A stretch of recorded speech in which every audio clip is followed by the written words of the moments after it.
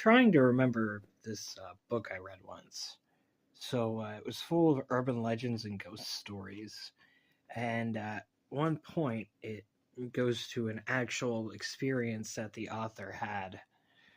Um, he said he comes home from school once and he sees his mother running around the house with a broom.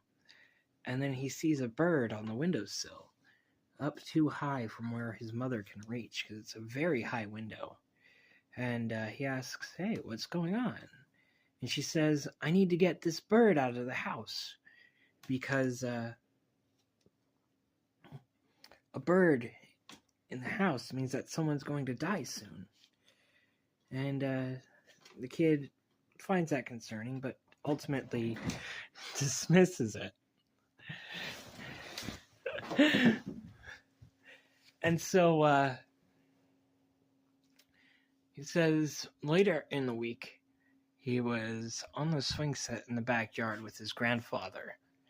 And his grandfather takes him off the lap, says it's time to go inside, after telling him a story about the war or something.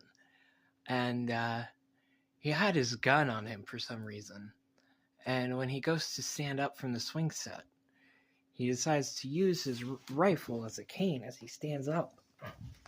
And the rifle goes off and shoots him in the head, killing him instantly. And I'm trying to figure out what book that was from, because that was a really good story and it introduced me to that superstition, and it was told much better than I can tell it, especially within 2 minutes.